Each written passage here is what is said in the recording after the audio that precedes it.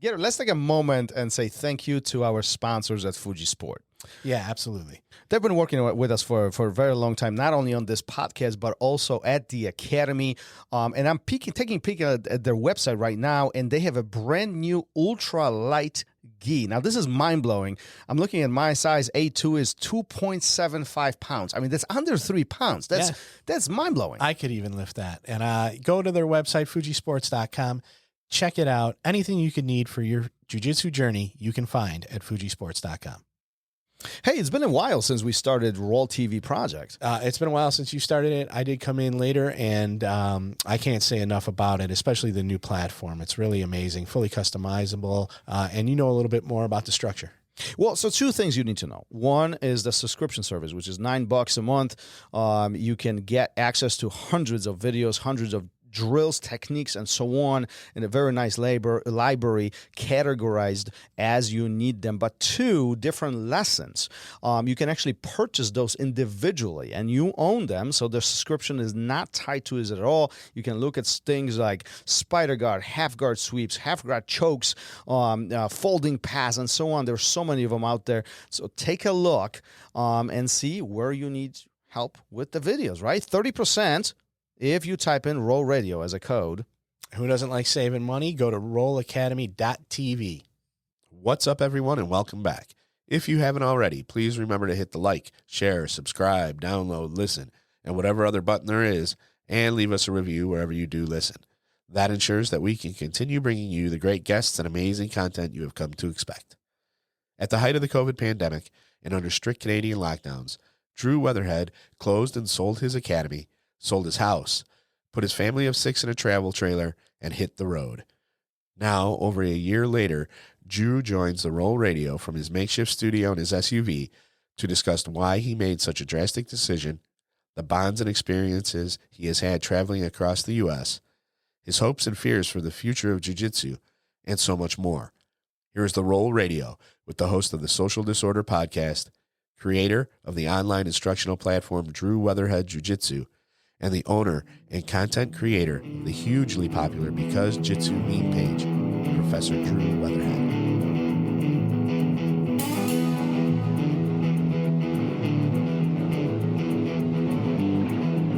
Welcome to RŌL Radio.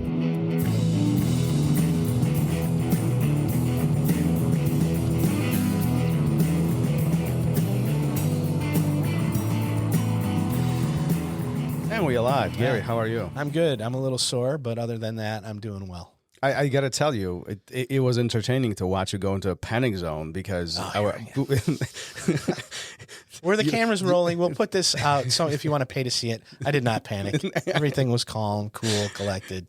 I don't panic. He freaked out. I don't. I only panic on the mat. Is that right? Yeah. Still in my head, you don't see it so much on the outside, but up here, I'm still. There's a lot going through it. A lot of fog and a lot of yeah. Like what? How? Why am I still here? Why am I still doing this? All that type of stuff while I'm trying to escape. Do you have second thoughts about you want to quit jiu-jitsu? No, I can't quit. I'm too far in. I can't quit. No, but that doesn't mean that I don't panic. So. Well, hey, listen, it's part of. But I didn't panic today. Okay, I knew everything was going to work out. We had plenty of time before we needed to start, so I'm all good. I think it's going to be interesting episode. Yeah, for sure. We have Drew in the house, you're in a car actually. This is quite interesting. I wasn't expecting this. Yeah, usually when we see my GMC studio. Yeah, usually when we see people in the car, they're holding up their iPhone and it's tipping all over and the audio is terrible. But if you do choose to watch this on YouTube, you're going to see he's got you can't see it, but he's got the same board as us, mic, headphones. It's a production studio in there. Yeah, absolutely. So you've been traveling quite a bit in recent times. How long have you been on the road? Are you on the road as we recording this right now, or are you back home? What's the overall situation? I am beside the road. I'm definitely not driving while I'm doing this, but yes, we're in transit. The thing is, I live a gypsy life now. Like literally, it's funny when people are like, oh, that's all I've always wanted to do. That is always the answer. Or I had plans to do that when I retire is always the answer. But basically we ended up selling our house and moving our entire family into a travel trailer. So we live full time from place to place. And since we live in Canada, like we're Canadians, we have to winter south of the border because you cannot winter in a travel trailer up in the Great White North. So yes, to answer your question, we are on the road, but that's just the way life is now since June of last year. Yeah, and we'll get to some of those details in a moment. But I'm curious, how is the life on the? And first of all, who tells you who wants to travel for a living? I don't know. Like, would you get? No, I think everybody has that fantasy of getting out on the road and it's going to be awesome and you're never going to run into any problems, and being out with your family in a travel trailer is going to be wonderful. Well, but I live in a small ranch house. I can't imagine getting any smaller and being with my family. Well, let's ask Drew. How is the life on the road? Like literally, how is that going for you? To be honest, the actual travel trailer part is maybe the smallest part of the experience, both physically and hypothetically, in that your entire home is basically a hallway on wheels. Like you live in a hallway, and we got 6 people living in there, so it is a circus for sure. But the reality is, from place to place, wherever we park our hallway, that's the experience. It's not the travel trailer. That's just where we sleep at night and have meals, and then we go back outside and go to different places for sightseeing and stuff. So really, like, the environment is the experience more than the house is. To be honest, none of us have missed being in a house at all. That is very interesting. So essentially what you're saying, and let me make sure that I understand this correctly, you spend the time in the trailer only when you're sleeping or overnights, and then outside of that is the experience of the outdoors, of the outside, whether it's hiking or visiting different places or having different experiences. Am I right on that? Yep. We spent 6 months down in the U.S. here recently, and we went through 17 different states and 32 different campgrounds. So, like, we were moving around a lot. So for the amount of time you're at any given spot, you kind of want to see what there is to see there before you go and see, like, maybe 1 or 2 cool things. What's really interesting is no matter where you park, and there's been some small towns and some off the beaten path places, there's always something historical and something interesting to take in from it. How do you plan this? Or do you plan this? Yeah, you can plan this. We don't plan very much ahead, to be honest. There's been talk about panic moments. There's been more than one where things were we have an idea of the direction we're going, but we don't know where we're going to land. And thankfully, especially in the U.S., there are so many different places you can just sort of bunk down for the night in between. We want to get from this state to that state, and that's part of the fun too. Is it's not that hard to find a place to plop down. So okay, paint me the visual here. We going down the road, and we're going to anchor somewhere, 300 or 400 miles down the road. And there is no plan whatsoever as far as where we're going to park, where we're going to sleep, where we're going to eat, or do you guys really shoot this off the hip? No, it can be like that. There's been a couple times where we're on the road to a state and we know like the area we're going to go, and I'm like phoning places on the drive because it's like a 6 to 8 hour drive, and we just find one along the way. But that's only been like 2 or 3 occasions. Usually we plan like 1 to 2 campgrounds ahead as best as we can. But again, like, it's all up to you. If this is your lifestyle, they call it full time. If you're full time, it's up to you if you want to travel at all. Some people just find a spot and like pay for a year. You know what I mean? So you can do what you want with it, but essentially you're not nailed down to anywhere. Your house, if you own it, I mean, your travel trailer is owned. So there's no mortgage, there's no overhead. Utilities are tied into your spot that you're setting down in. And it is a minimalized lifestyle in that way. And, to answer your earlier question about there's other people that want to do this. Yeah, I get people all the time, but I feel like they're those surf bum people. There's that subset of jiu-jitsu people that come from like that chill surfer vibe kind of deal. Mm-hmm. And they're always like, man, I would love to just pick up and go to, there's those guys are the ones that are saying it. Can I ask the age range of your kids? Yeah. From 3 to 10, 4 kids in there. Wow. And they are loving it now. I mean, they're kids, man. You can put them in the middle of a world war or out on the planet Mars, and they just still want gummy snacks. Like they're just kids. And I gotta imagine for the 3-year-old, this is just life. For the 10-year-old, it's a change, right, from a routine. But for the 3-year-old, it's probably just like this is all they know. I would say that the biggest downside, if I was to say one for the kids, is the older kids, especially the 10-year-old. It's harder for her with finding consistent friends to play with. She's, she talks to her friends she knows back in Canada over Zoom and keeps in touch on Facebook Messenger and stuff like that. But she'll have to make new friends essentially every stop that we go. And then there's that drama as they leave and they try to get each other's contacts and do that times 32 within 6 months. And you can get the idea that it's kind of like a different version of the army brat kind of thing where you're always moving around. Yeah. So there's that.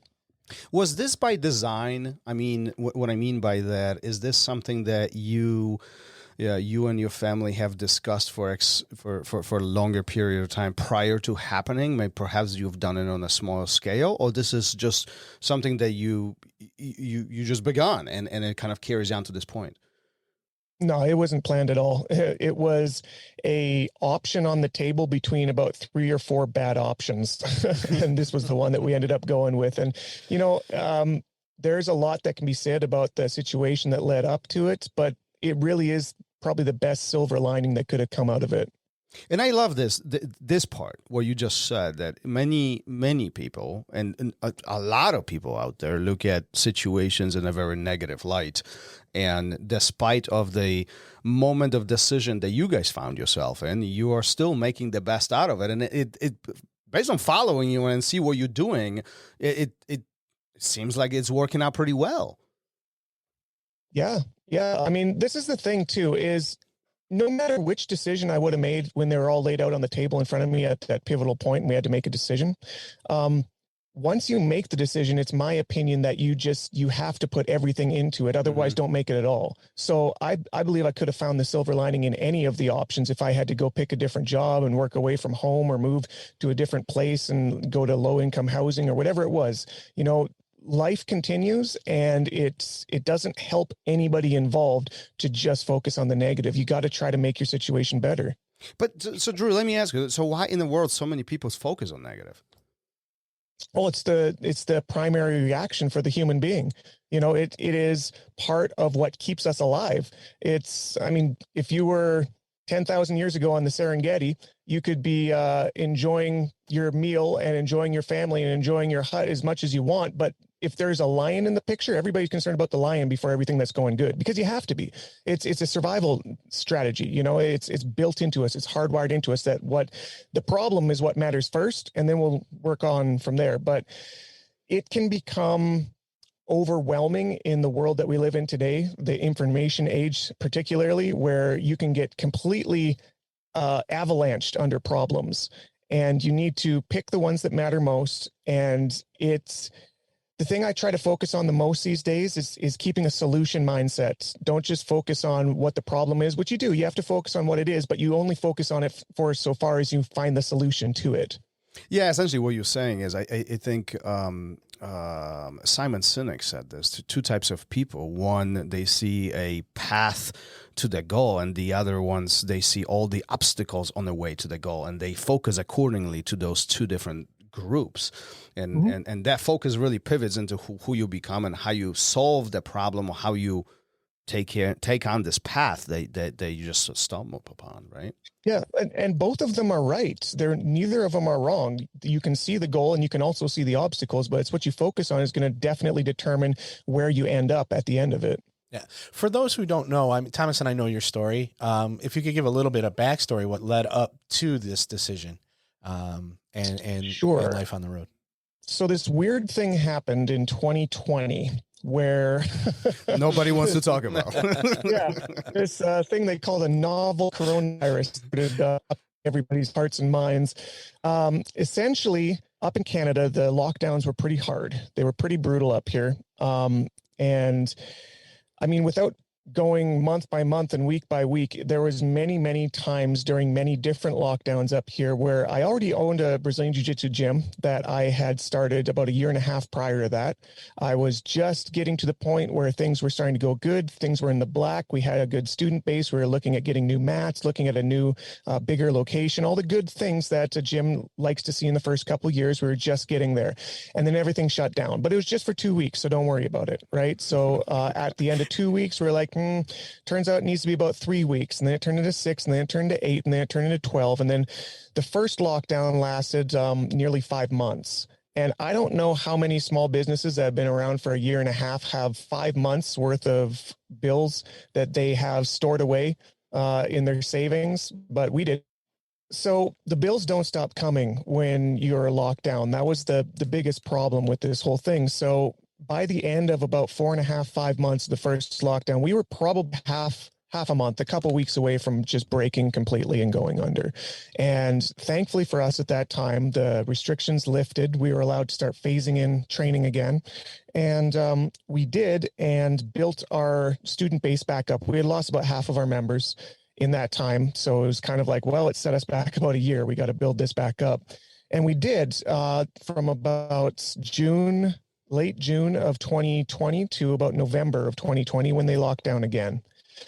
And this time the lockdown, this was the second one, bled into the third one. There was no stop in between this time. And by the end, it was about 16 months of pandemic, where about 11 of them we were in lockdown and not allowed to make any money. But you still have to keep paying your bills. So two things out of that happened. The first one, the most unfortunate, is that I ended up losing the gym. I couldn't keep it going. I don't know how many people can magic hat between $5,000 to $10,000 out of thin air every single month through a different means, but we couldn't. We did that for about 4 or 5 months nearing the end. And, that trick only works so many times.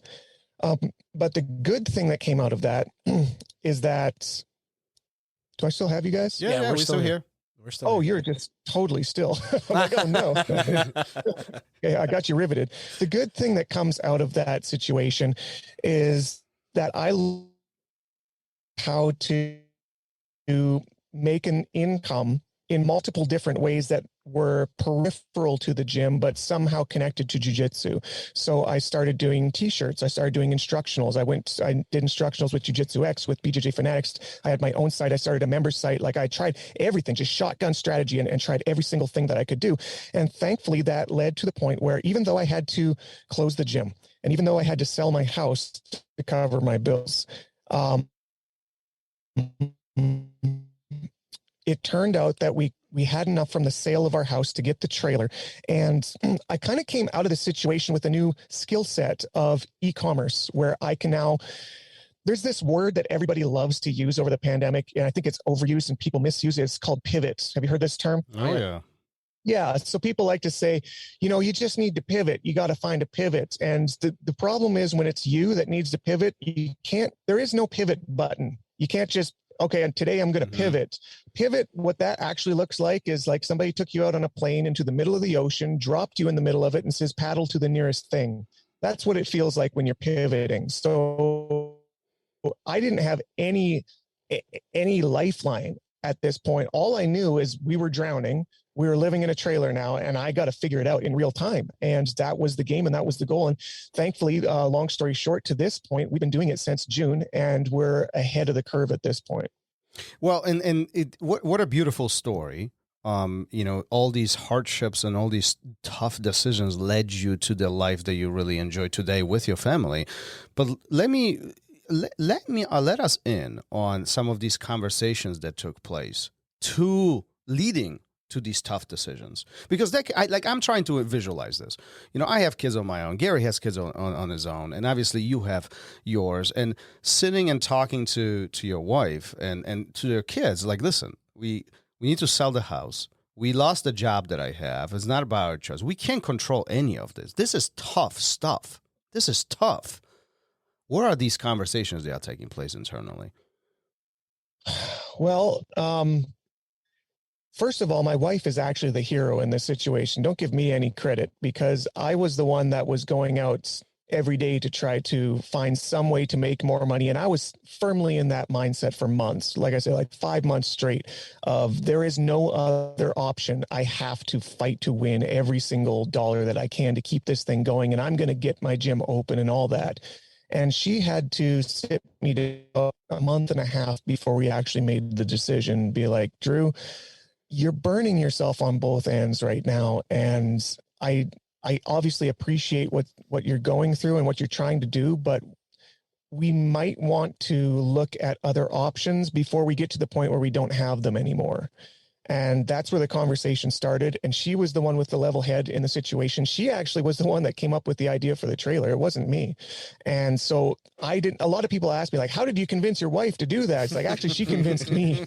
It was not like her goal to do that. She was like, this is an option. We can minimize, we can lower our overhead monthly, and then you can keep doing what you're doing, but you won't have to make so much to make ends meet every month. Like, you may only need to make a couple thousand instead of like 6,000, and that can put us forward and get us finally back to the point that we're not drowning every single month. And like she can see the stress that I'm under. This is literally over a year worth of struggle. It can't be understated. Just because we're past it now, it changed me as a person. Like I became like this serious, it's almost like a starvation mindset where you go into like a survival mode is what I was in. And she had to break me of that psychology and be like, we need to change from survival into finding a path back to thriving, because we can't just survive for eternity. That's not an option. And look, this is just a house. We've only been here for like 5 years. I'm not going to cry about it at night. There will be other houses in the future. Don't like rest all of our future on keeping this thing going when, I mean, there's nothing at this point that says we even should have made it. The hard conversation basically sounded like that. But the cool thing is this wasn't the first time that it's happened in our marriage. And it was what eventually led to us starting the gym to begin with, because I was a welder a journeyman welder for 15 years before I decided to start my gym. And I was about at a brown belt when we made the decision. And I had thought about doing it for a long time, kind of as a side hobby, like I can work and do the gym. And, we never really pulled the trigger on that one, even though I wanted to. But then it came to a head where the job I was at was liquidating everybody. They were moving everything up north, and I can either follow the work, which would mean that I would work away from home and barely see my family. I'd make the same amount of money, but I'm sacrificing a lot. I'd never wanted to work away. That was one of the things I decided as a welder. I'm like, I'm going to be home every night because I've got kids, I've got a family. I want to make sure that I am not neglecting that. I'd seen it too many times in the trades, man. People go up north for big dollars and they pick up a habit and they lose their wife, and it's like, it's not good. I never wanted to give that any sort of foothold in our life. So that was a really bad option that was on the table. But the other option, which was just as scary but not as possibly debilitating to our family, was the idea of, okay, Bob, and they're giving you a severance if you don't want to follow the work. We could take this severance and put it into something we've never done before, which is being a full-time entrepreneur. I have no business background. You know what I mean? Like, I'm learning on the fly, but I know jiu-jitsu. So I can do that. And we decided to take this. It was about $50,000, which was going to basically get us through the first year, barely, and hopefully we will find our way within that time and deal with it as we go. And what's interesting is almost the exact same scenario happened for different reasons when we made the decision to downsize into the trailer. Is that thankfully the housing market, for whatever reason, was hot the time that we were making this decision. We sold our house the very first day, the second person who walked through it. And that gave us about $50,000 to start with again, which allowed us to buy our truck, allowed us to buy our trailer. We had never done anything like this before. We've never owned a trailer or an RV or anything like that. It was all brand new, learning on the fly. But here we are. And it almost felt familiar in that way. Like, we've done this before. This isn't like a first, even though it isn't. Did that give you, both of you guys, a comfort level and kind of raise the trust into the system or into the situation that there is a light end of the tunnel, even though there's a lot of unknown? Absolutely. Even though there is a lot of unknown, the situation at the meta level had been done and had successfully been done. I argue, like, nobody could have prepared for a pandemic. You know what I mean? We hadn't seen one of these in 100 years. Nobody, what's kind of funny is when I left welding for jujitsu. I left welding partly because the job was disappearing under my feet, but I didn't have to leave it. I could have found another welding job. And I had done that in the past. In fact, on average, through that 15-year career, I was finding a new job every 2 to 3 years, because that's just the way the trades go. They go up and they go down. They, have boom and bust. It's oil field up in Alberta. So it just has a cyclical sort of event that everybody's used to follow the work. But I when I was starting the gym, I was like, at least I'm going to get out of that cycle. I'm going to go into something that's completely on me. It's an artistic field that isn't relying on like these outside forces of OPEC and the crude dollar and all of these things that I can't control. They've pulled the floor out from underneath me every few years, and they keep this glass ceiling over my head. I can only get so high in it. I'm like, well, I have the option here to basically have the floor pulled out under me, but also pull the ceiling out from over me, and maybe I can fly. Let's try this. I have the ability on my own volition, through my own efforts, to make this thing work. And I did. But again, coincidentally, I never in my wildest dreams considered that jujitsu would be impossible to do. Like, of course I can keep doing jujitsu. I mean, even if I break both my legs, I'm going to keep doing jujitsu. And then lo and behold, we come into this weird part of history where you can't touch somebody.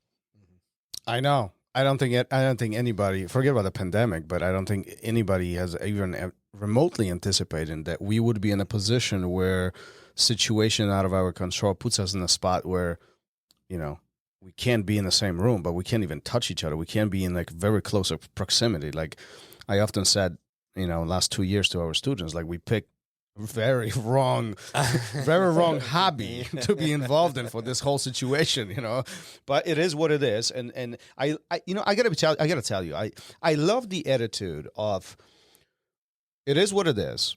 I can't control this.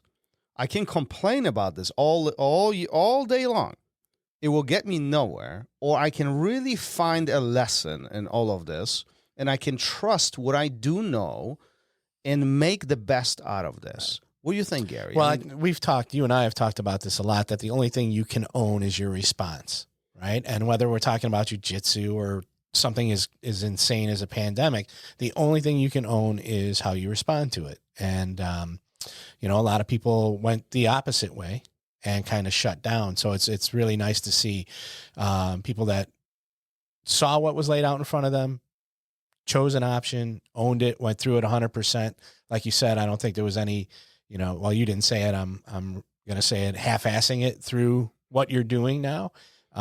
So it's really amazing to be able to contact these people and build relationships with the people that look at it like Drew does, instead of the way some of the other people have that we've run across. So let me ask you, amazing story. Let me ask you a very hypothetical question. If pandemic didn't take place, last 2 years just kept unfolding as it was planned, where would you be? What would you be doing? Who would you be right now? Well, I think that path was already pretty well laid out. Like, I would still be doing the gym. We'd probably be in a bigger location. I'd have more students. It's the average trajectory of building a school. That was my goal for like the foreseeable future, for like 20 years plus, like this was my baby, and I was maybe going to get some satellite schools and do the whole thing, right? Down the road, it proliferates itself. And this is a tried and true methodology that I was all the way sold into, I'm here for it kind of thing.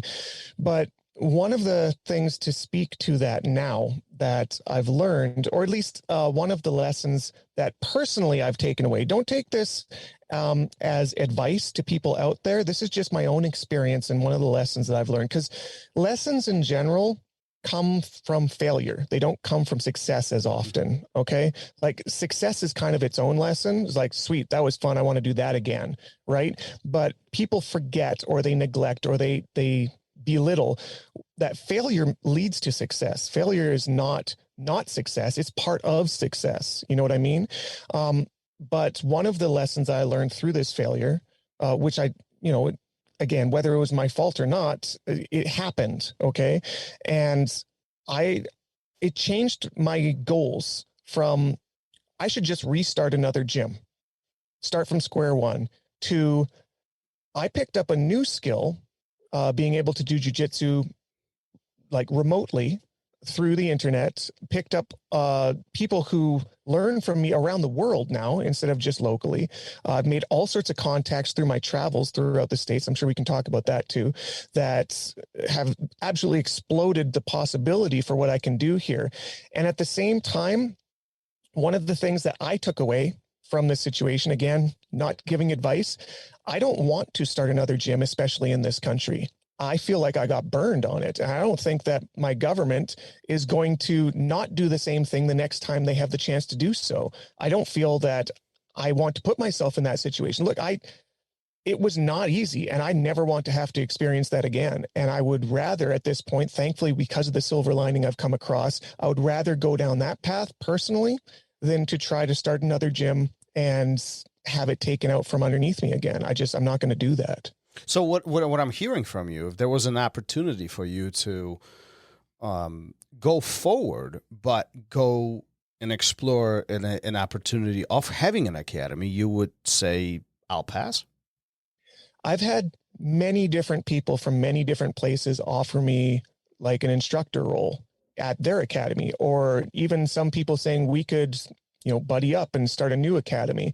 As it stands right now in Canada, I'm not going to ever say yes to that because I don't trust them. I don't trust my government. They own this switch now where they can flip it on and off to we're in lockdown. And what are you going to do about it? You're not going to do anything about it. We know you're not going to do anything about it. So we're just going to keep flipping the switch. Everything has lessened and opened up now in Canada, which is great. I love everything about that, but I don't trust it for a second. I know that the fall is coming. I know the winter is coming. I know that this is a seasonal bug that is not going anywhere. And I know the people in charge that are still in charge for the next 3 years don't like the numbers. And when they don't like the numbers, they flip the switch. So I'm not going to do it. I'm not going to put myself in that situation where I put all my money and effort and family on the line for something that is on shaky grounds. You know what I mean? There's a possibility maybe in the future I can set up a gym in a different country, but I'm not there yet. I don't have like a work visa or the proper, passports and stuff to do that. And in the meantime, I do have this interesting avenue that I am pouring myself into online. Well, good for you. I mean, I got to tell you again, good for you. You're sticking up for yourself, really believing very strongly in what's the path that you had ahead of you and really taking advantage of it in a full capacity that you possibly can. And honestly, I don't blame you. I mean, I don't blame you. If you there's a success that's been generated from this unfortunate set of events, and you're doing it.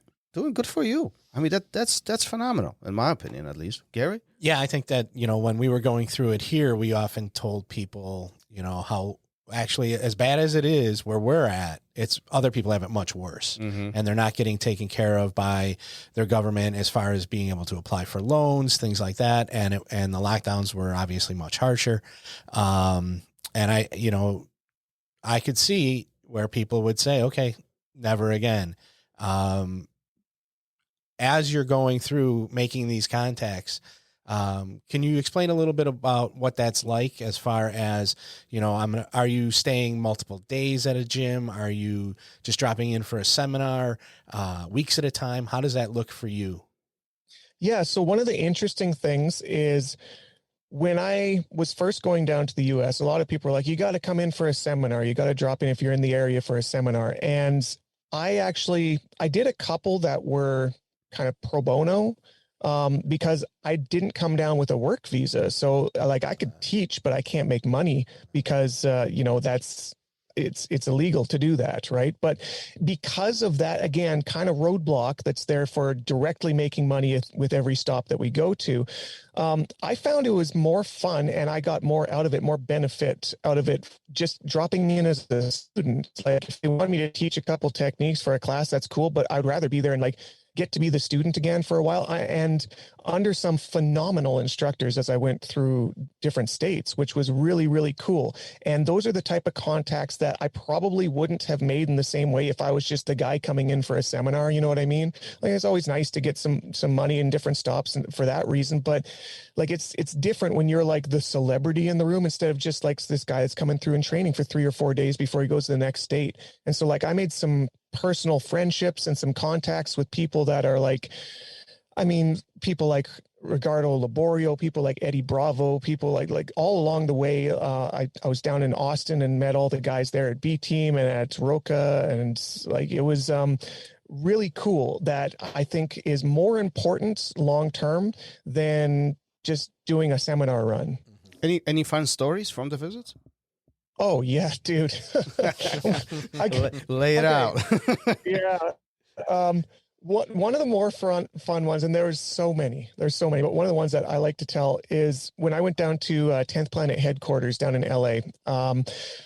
I was in LA for, I think, 2 weeks while we were down there in Huntington Beach. So it's already like an hour and a half drive to get downtown LA from there. So I went a couple times. The first time was for an in-house tournament that I got an invite to just come watch them do their like qualifier for, I think it was EBI qualifier or something like that. So I was down there. Ben Eddy was competing. Eddie Bravo's in the room. There's Jeremiah Vance. There's like all the top 10th Planet guys. So that was kind of cool. But then I was like, I want to come back here and actually train. You know, I got to hang out with them after, but I want to train. And so I came back, I think a day or two later, and made the drive again. It's like 3 hours of driving in the same city. LA's insane. It is. But I got to train personally with Jeremiah Vance. I got to train personally with Eddie Bravo. That was interesting. Have you ever rolled with Eddie before? No, I haven't. Okay. If I were to ask you, what would you expect when you're rolling with Eddie Bravo? Slap bump, what do you expect is going to happen? I'm going to be lost. Whatever Eddie wants to happen is going to happen. But you're probably thinking you're going to walk into some sort of Gumby guard that you've never seen before. He's super flexible, and like you're expecting everything that you see from the 10th Planet system. Is that not the case? That guy crushed me with more pressure than I've ever experienced in the last 10 years. For a guy that's like 170 pounds, maybe 5'8", 5'9", he put the hammer of God down on me, and I've got a pretty good guard, not to boast, but I got a pretty good guard, and he murdered it about 4 times in 10 minutes and tapped me with 4 different slicers, 2 on my legs and 2 on my arms. And I was like, yes, I was lost, but it wasn't the loss that I was expecting. I was expecting to have to fight rubber guard and half guard lockdown stuff. No, man, he just murdered my guard and crushed me from mount. That's just a testimonial. There's a level to this, right? Yeah, I forgot that he trained under Jean-Jacques, and it felt like Jean-Jacques more than it felt like what you thought Eddie Bravo would feel like. That's awesome. What's the most memorable training session in the last year and a half? Man, there's been so many. I know, but pick one. Give me the one that is like, that one I will never forget. I'll give you top 3, and then I'll explain the first one. All right. The top 3, Eddie was in there. Malachi Friedman was in there on the East Coast. But the top one was Ricardo Liborio. And it wasn't because the training was like phenomenal and the top ranked guys and all that stuff. That's not what it was. What was interesting is that he is right now training people full time at universities in Orlando, Florida. Mm-hmm. He's actually got a program in the university, I think 2 universities down there, maybe 3 at this point, but I met him at one of them, and he's training mostly white belts right now. These are people that are taking it as an elective for their curriculum at university. That most of them have never done jiu-jitsu before, and they're walking in under Ricardo Liborio to take their first jiu-jitsu class. And he's like, the guy is maybe the nicest guy in jiu-jitsu if you've ever met him. I think he's up there. We've had him on the show. We have him on the show, and yeah, absolutely. It's one of the most humble people that I've ever talked to. For sure. And even knowing that, I feel like it's the happiest he's been in decades, just training fresh, wet behind the ear white belts and a couple blue belts in the room from another gym that he trained at. But like, he's not training all of the top Brazilian top team guys, the UFC champions anymore. He's done with that. He doesn't want to do that anymore.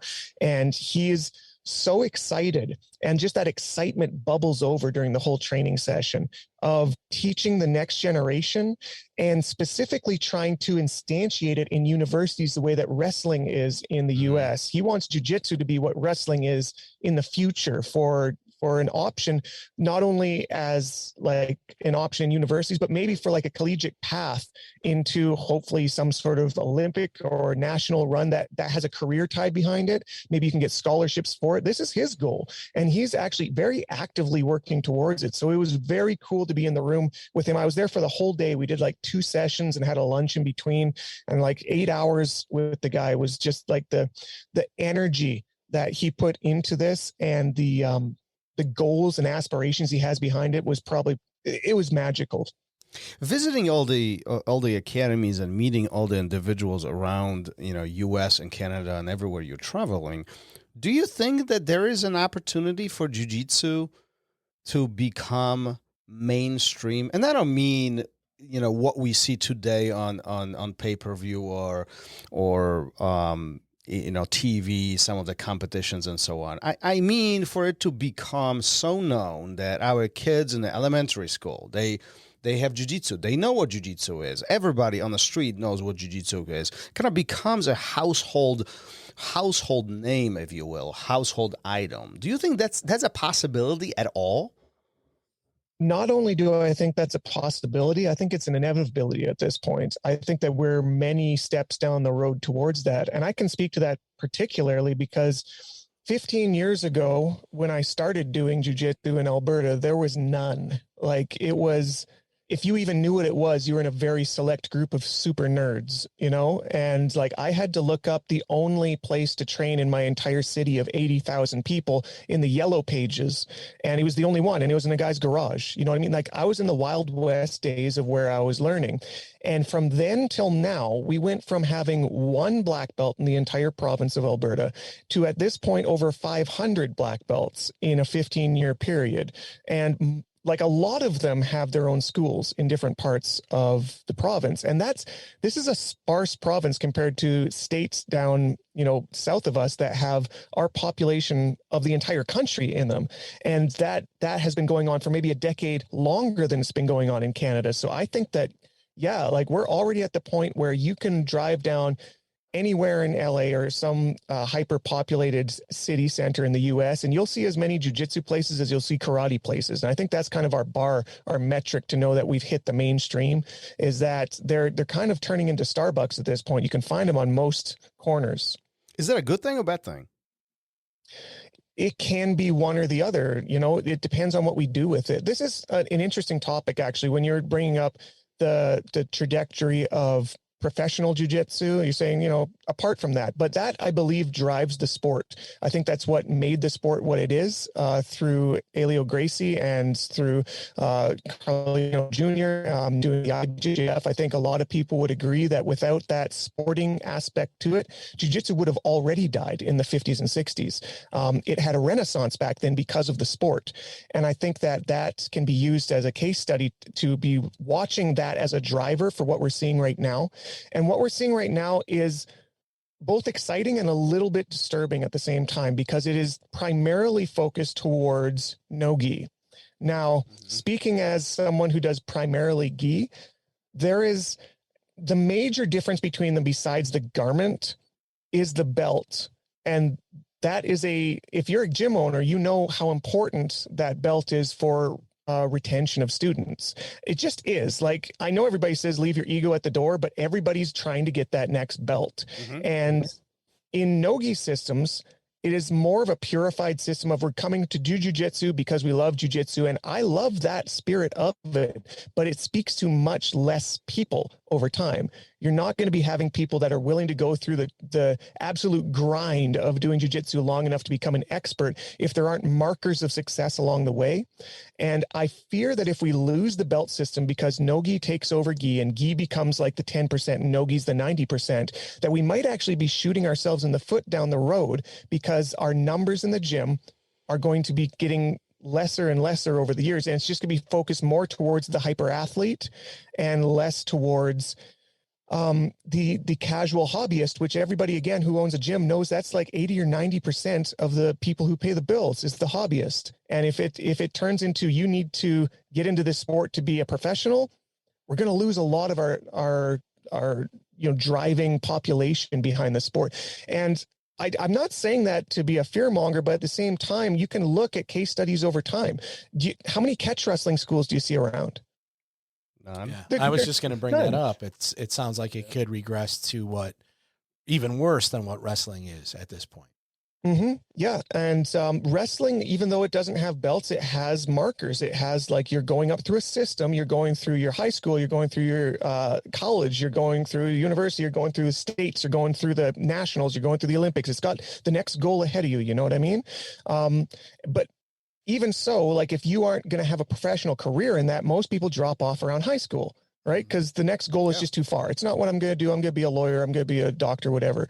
But as a jiu-jitsu school, you can take in all of those people as hobbyists.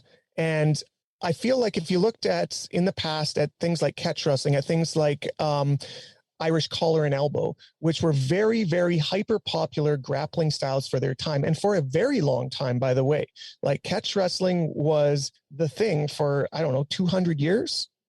Jiu-jitsu hasn't been around that long. You think that we're immune to what they went through? We're probably not. And I think that we could watch what's happening in our art and transpose it as an analog, as an analogy to what has happened in the past, where nowadays you've got people like Josh Barnett and a few other people out there that sort of carry on this dead art of catch wrestling as a intrigue, but it's not a thing anymore. You don't see them on the street corners as you see jiu-jitsu.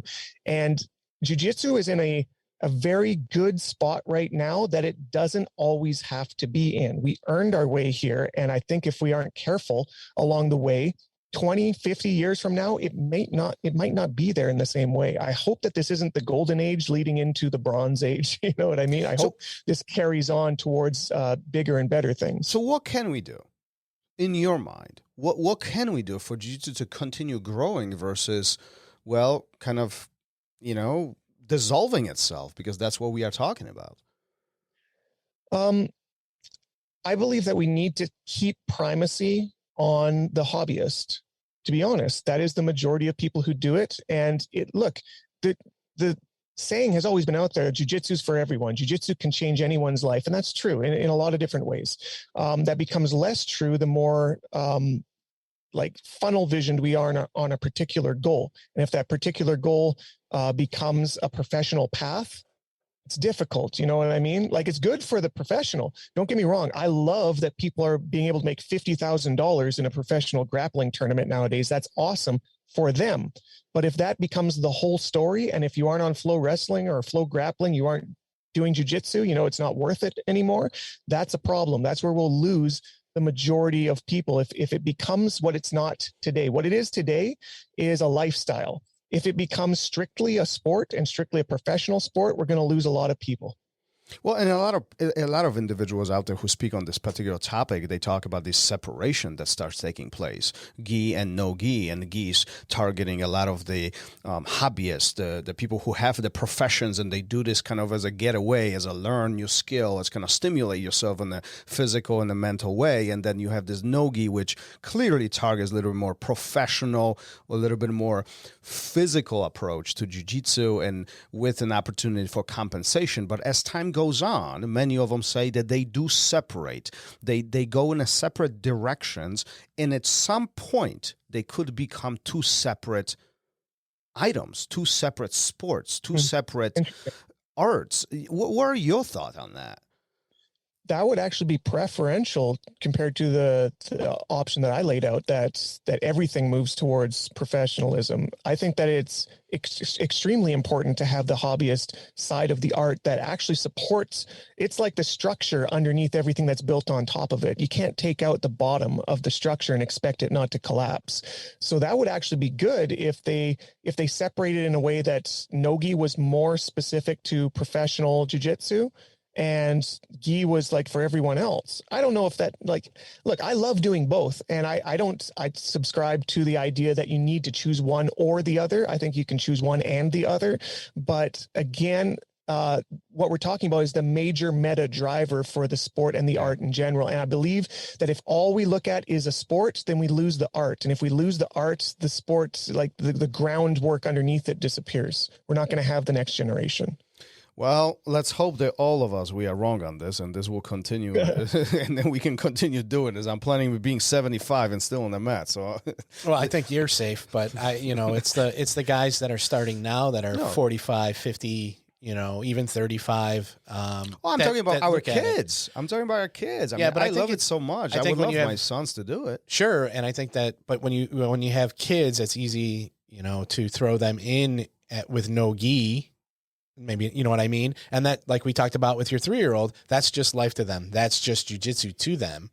But when you are older and you're looking for something new, I don't think that becomes an option for you. Yeah. You know what I mean? Yeah. So, and then also I think the third aspect is the self-defense aspect where, I think you're going to lose a lot of, I think that'll fall off first, and then the gi will go. I don't think I'm hoping that's never going to happen, but I think that'll be the progression, because you already see some blowback on social media and stuff. When you see these older self-defense techniques, you start reading the comments and it's everybody's bagging on them and that wouldn't work anymore and this and that. And it's like, no, those are tried and true. And I think that's the foundation, even more so than just the gi. But I don't know. I've only been doing this a few years. You see people like Hicks and Gracie it's their life calling right now to make sure that the fundamentals of self-defense jiu-jitsu remain. Yeah. And I think it's exactly the same parallel, is that was actually the structure that built. Look, how many people come into your gym to become a jiu-jitsu athlete right now? None. Like if you had one, that'd be crazy. That'd be weird. Be cool, but it'd be weird. Everybody comes in because they want to learn how to defend themselves. That is the basis, right? So if we're coming into classes in the future where we're starting in X-Guard and we're starting in De La Hiva and we're working on Berimbolo's first class, that doesn't stop you from being punched in the face when you're in a fight. You know what I mean? So there's a very necessary side of the art that can't be forgotten. It's very important to maintain that as the structure, because that's what people are coming there to learn. It becomes a game after a while. And I think that it's not wrong. I think at blue belt, if you can go from white belt to blue belt, you've basically got the framework for everything you need to defend yourself against an untrained attacker. You'll kick anyone's ass who's never done jiu-jitsu. It's a joke. I make memes about it all the time. A blue belt is basically a black belt to somebody who's never stepped on the mats. Now, when you are that blue belt continuing to train because you love the art, now you're actually not training to fight untrained people. You're training to fight trained people. Mm-hmm. And so the game changes. You're going to De La Hiva, you're going to Berimbolo because the game is we're not hitting each other and we're trying to get even more and more meta about what jiu-jitsu can do. It becomes more and more artistic in that way and branches away from the bottom up self-defense portion of it. Now, that's not wrong. I think that's a natural progression. The problem or the fallacy that can come is if that starts taking over the white to blue belt part, that's where it becomes a problem. Well, and there's another layer behind this. If we learn some of these complex systems in our class 1, class 2, month 1, first year, whatever it is, are we really building a strong foundation? What's ahead of us? I mean, as instructors, we can teach anybody berimbolo, but that does not mean that they have effective jiu-jitsu. That does not mean they have effective guard retention. That doesn't mean that they know how to deal with somebody on top of them, right? They just know this literally small subset. And so it happens that is very complex for a brand new person. So the question is, will that encourage them and motivate them, or will that actually discourage them because they don't have foundation? And that's like the $1 million question behind jiu-jitsu, isn't it?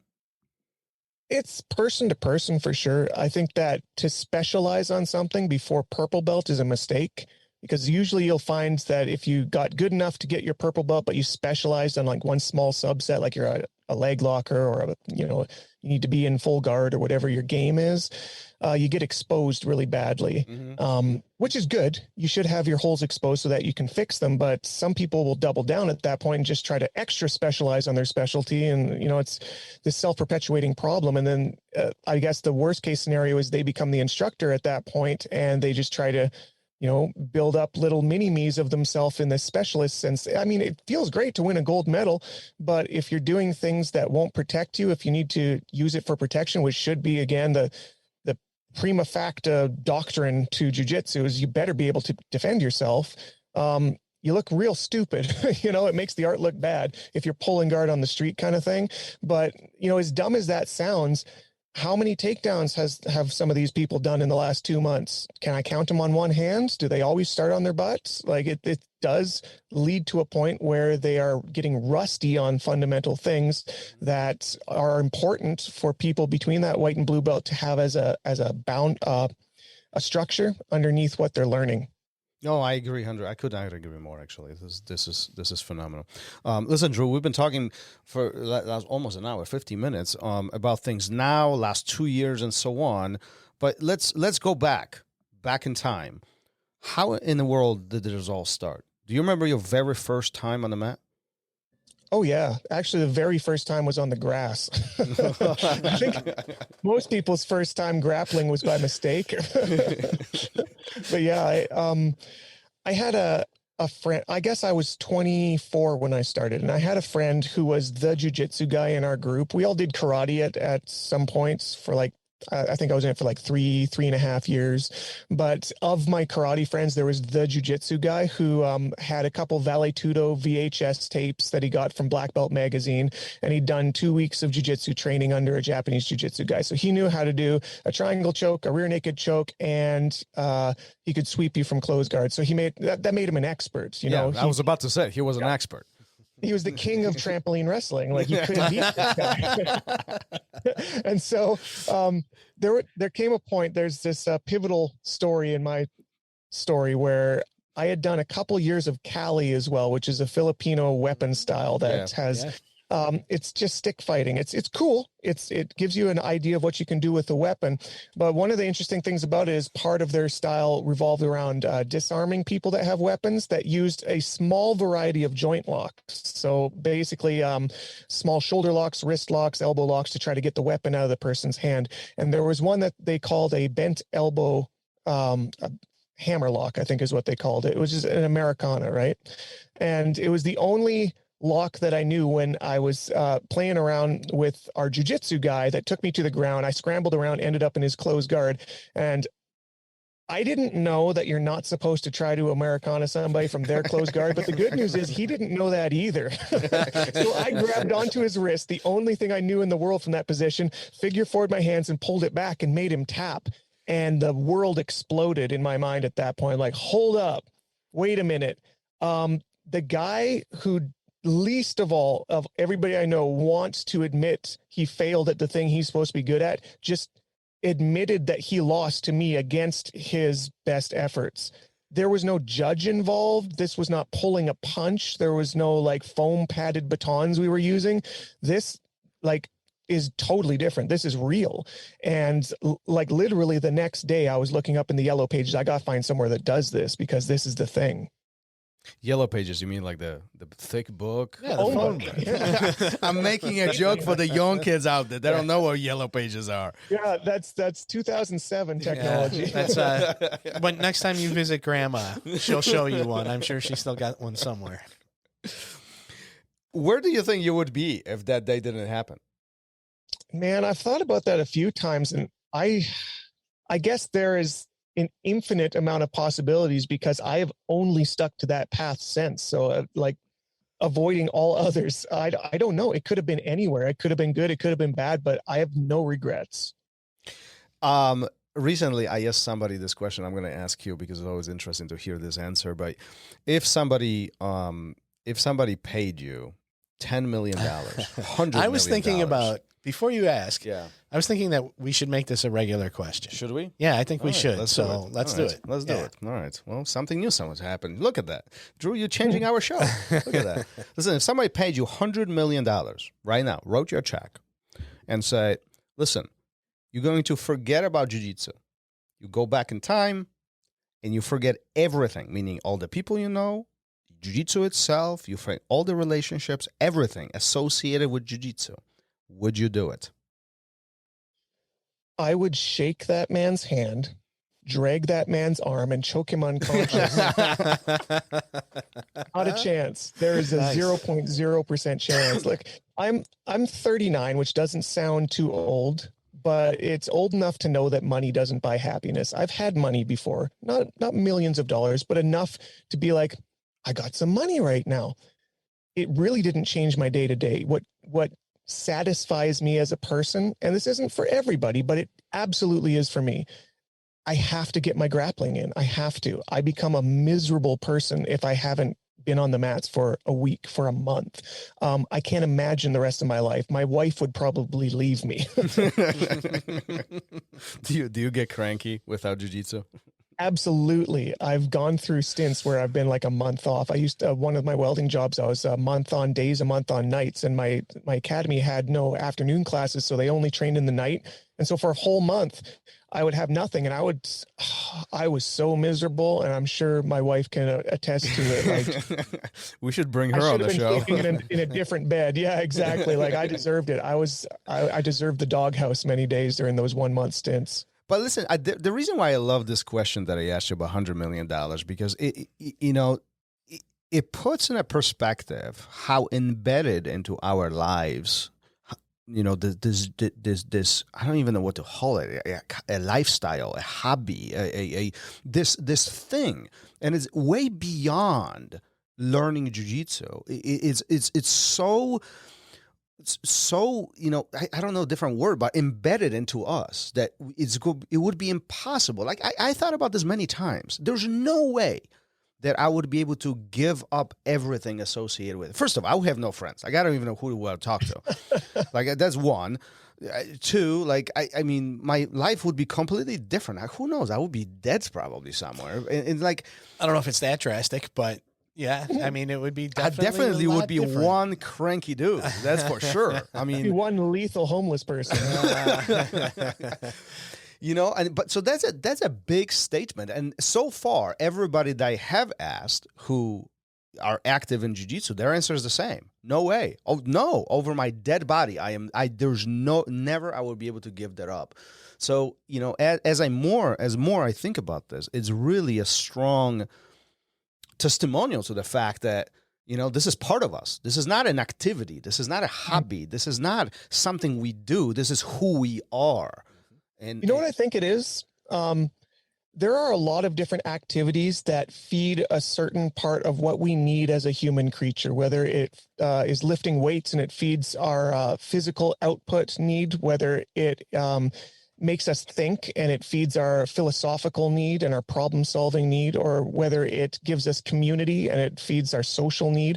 I think jiu-jitsu touches all of them at once, which makes it extremely addictive, but in a good way. Like we could be addicted to meth that gives us very little of those things. Right. In fact, it probably takes most of them away. But this one, whether or not it breaks you down over the years, it also builds you up in so many different ways. You know what I mean? Like if you stick with it long enough, I don't think we'll find anybody that has regrets. Name the number of years that they've been doing it. It's 15, 20, 30, 50, 70. They get everything that they need as far as like basic rudimentary needs. Besides food, water, and sleep, it sort of provides everything else. Do you think jiu-jitsu is hard? Of course. That's part of why it's so awesome. Nothing that's easy is worth anything. This was something that I actually had to learn to come to speak of it when I got into e-commerce, is that if you devalue what you're putting out there, people won't value it either. It's not like, whoa, what a great deal. I got this whole instructional for $1. They'll be like, no, it's a $1 instructional, Like it's so important to put proper value on things. Do you know what I mean? Oh, absolutely. Yeah, I think so. Hands down. Absolutely. And besides that, you attract different demographics of people too. Like there's this whole thing, and it's the same thing happens in academies. The same thing happens in businesses. No matter what you sell, if you're selling a service or an item, there has to be a value associated with it. And the trick is, is there a value that you're presenting, the correct one? But that's a different conversation. But you're right. If everything is on sale, it becomes item on sale. Yeah, and I feel like that is what easy is. Easy is that $1 instructional. It's easy to buy a $1 instructional, but people won't get the value out of it because it's not worth it to them if they were so fast to get the easy thing. You know what I mean? Like if a black belt was 1 year of training, what would a black belt be worth? When you got it, would you feel like you're like legitimate? Would you feel like you earned it? Would you feel like it's worth showing off? Probably not. I'd be like, okay, on to the next thing. That was whatever. You know, whereas you spend 10, 12, 15 years to get a black belt in this art, it means something significant, extremely significant. And if it wasn't so difficult to do, and if it wasn't 1 out of 1,000 people make it there who start, then, you know, it wouldn't even be worth going for. It would be too easy. Hard is important. I agree. I got a question for both of you. Okay. So as this sport, this art keeps evolving, is it going to be hard with the way it's evolving? Is it going to be harder? Should it be harder to get a black belt? Or do you think because maybe there's schools on every corner and there's Starbucks, is it going to get easier to get your black belt? What you're saying, Drew? I think there's 2 different ways you can look at that. Is there are all sorts of different ways and credentials necessary in different schools of thought to get to a jiu-jitsu black belt. It's not one thing. There's not one curriculum out there. Like there are other martial arts where there is. If you go into Taekwondo, they have a book this thick with all of the techniques you need to know and all the katas you need to know. And when you know them all, you get your thing, right? That's not what jiu-jitsu is. So I'm less worried about people giving out black belts under different circumstances from different schools and different lineages. I'm more concerned, this is the second thought, about people giving out things for not enough requirement. That would be the danger of it. Is different requirement is fine as long as it is equally difficult and you get to the degree that, yeah, that guy is definitely a black belt at the end. And it's kind of an objective thing at that point. Very rarely do you roll with someone who's wearing a black belt and be like, yeah, he doesn't really deserve that. Almost never. They've gone through like a decade worth of attrition to get there through some path. But if it like waters down, I know what you're saying, because other martial arts have had this problem. We get karate, taekwondo, anything that has a belt system where it becomes more of like a transactional thing. Like you spend enough time, you spend enough money, and you'll get the blue belt. You spend enough time, you spend enough money, you'll get the purple belt. And it's like, over time, it becomes more about if you spend the money, then you get the blue belt. If you spend the money, then you get the purple belt. And then you get these McDojos where it's just a matter of fact. And you're showing up as kind of like a formality. You know that you're going to get the thing. There's not really work involved. That's where it becomes seriously problematic. Yeah, no, I agree. It's always interesting. The whole belt thing is very interesting because not only serves as a reward for the work that has been done, but often is being used as a motivator to the next step and so on, right? So, and what you mentioned before, those are very important milestones in one's jiu-jitsu journey. Like telling a brand new student who just starting, they started yesterday, hey, listen, in 10 years you're gonna get your black belt. They'll never continue. Right? Or handful would. So you say the psychos. Yeah. So you say in a year and a half, you'll get that blue belt. That's more obtainable. It's easier to comprehend. No, that's not what I'm saying. What I'm saying is that as they see the small milestones in front of them, and it all boils down to smart that's what goals. I mean. Right. It's all about mean. Smart goals, right? Smart goals needs to be achievable, needs to be time bound, it has to be realistic. You know, it's something that's so far away. You know, it's impossible. But the blue's not that far. No, I don't think it is. And so as you come down, brown, purple, they get less and less. And now you can see that this is something I can do. You hit that first one, and then I just did that last one. There's no reason why I can't do the second one. A lot of it is also about open communication and what Drew was talking about, what is necessary for those milestones to be achieved, right? And watering that down or looking at it, you know, through different perspectives, that's what creates this very gray area of people getting promoted between different belts, and especially with a black belt. Yeah, I think as long as it's situated in skill and not just time and not just money and not just classes, skill is undeniable. You know, game knows game when you grapple somebody. One of the first person who ever got a black belt in Alberta, his name's Josh Russell, and he had this thing when he was coming up through the ranks. He actually had to fly down to Brazil for like years at a time to get a belt, and then he'd come back. And when he got his purple belt, he bought a brown belt the same day and put it up on his mantle and looked at it every day so that he knew what the next belt was. Purple wasn't the goal. Brown belt's now the goal. And when he got his brown belt, he bought a black belt and put it up on the same spot. And he knew every day he's going through it for that. And I think exactly what you're talking about. You need a tangible milestone, but also the milestone can't be the goal. Yeah, no, absolutely. Absolutely. I couldn't agree more. Listen, we've been at this for a while. Over an hour now. For over an hour now. What a phenomenal conversation. I can't believe you're doing this from your car. I'm still looking at it. If you're listening to this, you need to tune into YouTube. You need to see this. But before it sounds like it's low budget because I'm in my car, but really this is a $50,000 studio. No, listen, we've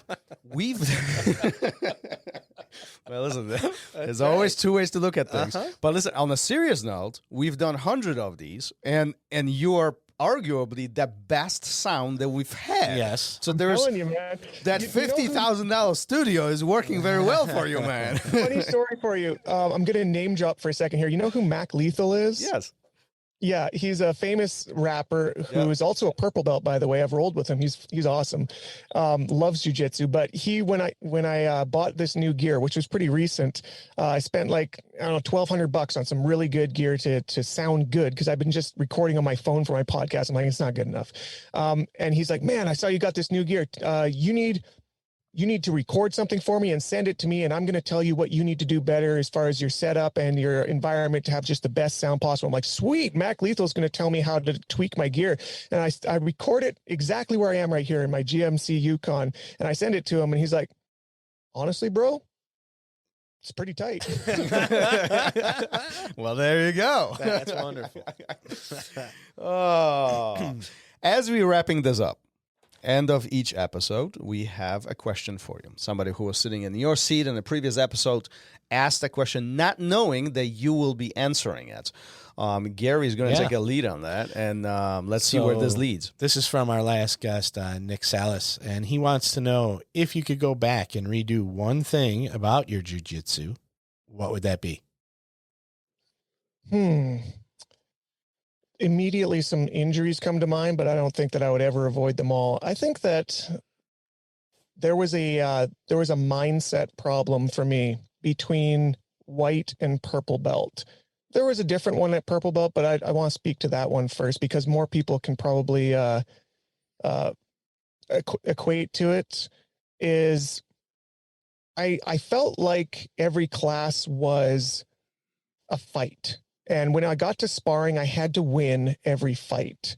And it was unacceptable to me, which drove me to get better. I'm not saying it's all negative, but the problem was that it can become a plateau very quickly when you aren't winning every fight. And it's not fair to your training partners to walk into that scenario every time they want to roll with you. You're going to become that guy that's like, oh, I got to roll with the guy who thinks it's a fight every time kind of thing. And now as a black belt, way better than I ever was at that point. I haven't got more aggressive. I've got a lot less aggressive. And part of that is because I've got more technique to defend myself, but most of it has to do with the mentality. And I tell my students this now almost every time before we start sparring, that we're going to start sparring here, guys. Remember, this is not a coliseum. This is a laboratory. So go in and practice your techniques with your partners. Do them full blast, but you are practicing. You're not trying to hurt people. They're not trying to hurt you, which gives you a safe environment to laboratory test your new moves.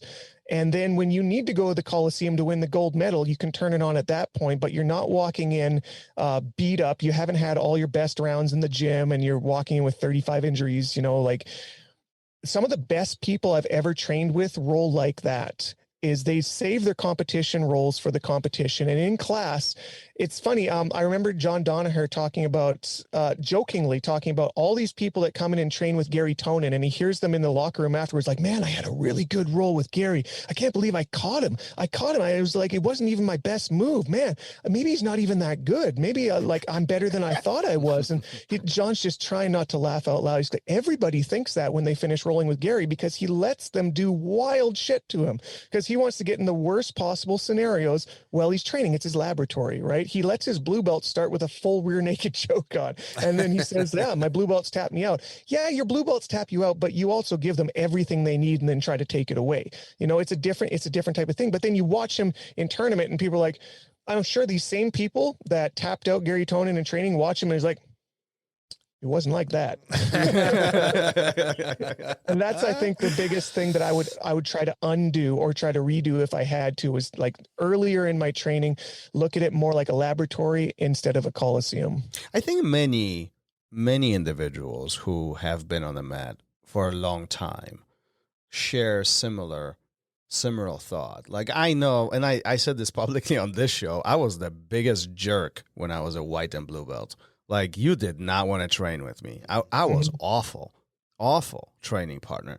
And at some time, around purple, I think it has this development is taking place, this mental development that you don't have to win everything. As a matter of fact, it's not about winning. It's about exploring. It's about testing. It's about failure, identifying these things, and continue growing. I don't have to get a tap every single time. Like, it is mind-blowing. And so many other students have experience, and they are experiencing it right now. Why do you think we want to go for the kill when we are a white belt? Oh, because that's the candy. That's the dessert. That's the thing that tastes good in your mouth, is making somebody tap. That people don't come to jiu-jitsu to get to side control. They come to get to side control to tap the guy. You know what I mean? Like, if all you want to do is pin the guy, you'd go to wrestling. Jiu-jitsu's biggest primacy is getting the tap, right? And that's not wrong, but again, you don't eat your dessert before you eat your greens, and you got to get good at the whole art, which is why you can't hyper focus on the tap, both getting people, but also I want to speak to same thing between white and purple. I was terrible at, I never wanted to tap in class.